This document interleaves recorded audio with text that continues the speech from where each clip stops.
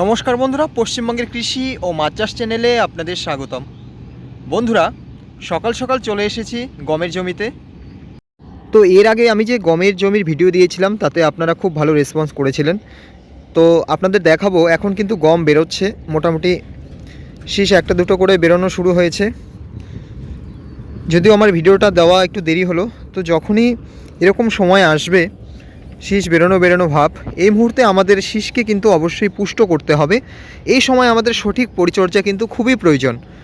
তো আমি খুব সংক্ষেপে আপনাদের মাঝে আজকে বলবো আপনারা কোন কোন অনুখাদ্য এবং পিজিআরগুলো এই সময় গমের জমিতে ব্যবহার করবেন, যাতে আপনারা সম্পূর্ণরূপে খুব ভালো ফলন পান। তো বাংলাদেশ থেকে যেসব বন্ধুরা দেখছেন, আপনাদের ওখানে কি পাওয়া যায়, কোন ধরনের অনুখাদ্য পিজিআর আপনারা ব্যবহার করবেন, এটাও আমি সম্পূর্ণভাবে তুলে ধরবো। তো দেখতে থাকুন। তো বন্ধুরা, সর্বপ্রথম আসি, আমি এর আগে গমের শুরু থেকে একদম ভিডিও দিয়েছিলাম পরপর। এটা 4 নম্বর ভিডিও চলছে। মোটামুটি ধরুন 3 মাসের মধ্যেই কিন্তু গম রেডি হয়ে যায়, একদম পাকার মতো, মানে 90 দিনের মধ্যে গম একদম জমিতে পেকে যাবে। তো এই মুহূর্তে সবথেকে গুরুত্বপূর্ণ বিষয় হচ্ছে, শুরুর দিকে কিন্তু অনেকেই হয়তো নতুন চাষিরা জানে না যে গমের কিন্তু মোটামুটি 45 থেকে 40 দিনের মধ্যেই, 40 থেকে 45 দিনের মধ্যেই কিন্তু মূল সারগুলো জমিতে প্রয়োগ করার প্রয়োজন। এবং এর পাশাপাশি আরেকটা জিনিস আপনাদের মনে রাখতে হবে, সেটা হচ্ছে এই যে গমের জমিতে শীষ বেরোনোর সময় বা একটু কদিন আগে, যখন আমরা যেমন ধানের কাছথর বলি, ঠিক গমেরও সেরকম কাছথর যখন চলে আসবে, একটু বুঝতে পারবেন, এরকম যখন মোটা পেটটা ফুলতে শুরু করবে, এই সময় কিন্তু আপনাদের অনুখাদ্যটা প্রয়োগ করা খুবই জরুরি। তো এই সময় কি করব, আমরা ভালো একটা অনুখাদ্য এবং পিজিআর যুক্ত যেগুলো রয়েছে সেগুলো আমি আপনাদের দিতে বলবো। তার মধ্যে সর্বপ্রথম আমি বলবো, 2 দেশেই পাওয়া যায় বায়োভিটা। এই বায়োভিটার মধ্যে প্রচুর পরিমাণে বিভিন্ন ধরনের অনুখাদ্য এবং এর সঙ্গে কিন্তু পিজিআর রয়েছে, আপনারা এটা ব্যবহার করতে পারেন।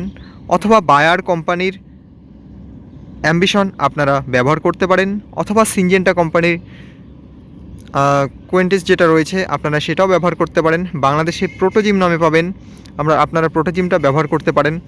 এবং এছাড়াও সাগরিকা লিকুইড যেটা রয়েছে সেটাও আপনারা কিন্তু জমিতে কিন্তু এই সময় গমের জমিতে স্প্রে করতে পারেন। এই অনুখাদ্যগুলো মোটামুটি 1.5 থেকে 2 ml হারে কিন্তু জমিতে কিন্তু স্প্রে করবেন। এবং এর সাথে 0050 যে পটাশটা রয়েছে, কুইক পটাশ 0050, সেই পটাশটা কিন্তু আপনারা এই সময় জমিতে কিন্তু যদি স্প্রে করেন খুব ভালো রেজাল্ট আসবে।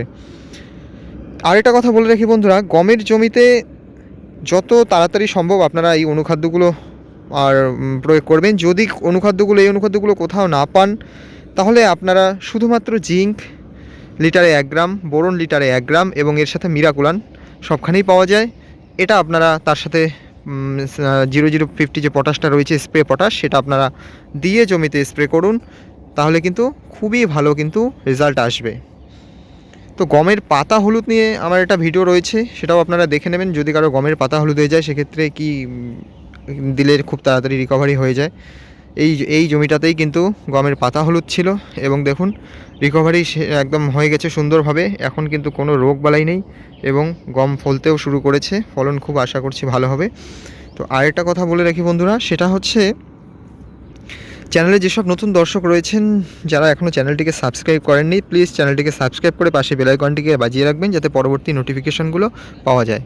গম চাষের কিন্তু অনেক সুবিধা রয়েছে। গম কিন্তু মোটামুটি ধানের পরেই আমাদের এখানে গমের স্থান।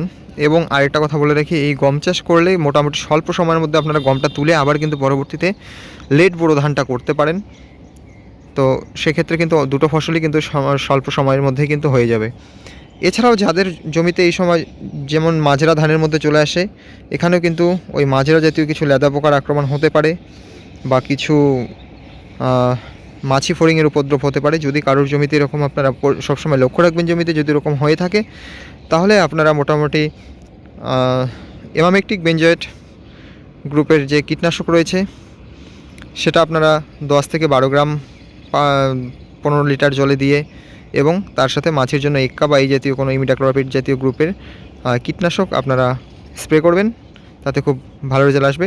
অথবা বাইফেনথ্রিন 10% যেটা রয়েছে সেটাও আপনারা জমিতে স্প্রে করতে পারেন লেদা পোকার জন্য। অথবা প্রোফেক্স নামের প্রোফানস এবং তার সাথে সাইফারমেথ্রিন যেটা রয়েছে সেটাও ইউজ করতে পারেন। তবে এগুলো ইউজ করার সময় একটা মাছির যে কোনো একটা ইমিডাক্লোরপিড জাতীয় 17% হোক বা 14% হোক, এটা আপনারা দিয়ে স্প্রে করবেন, তাতে কিন্তু খুব ভালো রেজাল্ট আসবে। তো এই সংক্ষিপ্ত ভিডিও ছিল আজকের।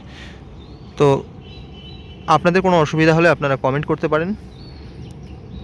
কমেন্ট বক্সে আপনারা আপনাদের সমস্যাগুলো তুলে ধরুন, আমি যথাসাধ্য চেষ্টা করব আপনাদের সঠিক সাহায্য করার। সকলে ভালো থাকুন, সুস্থ থাকুন।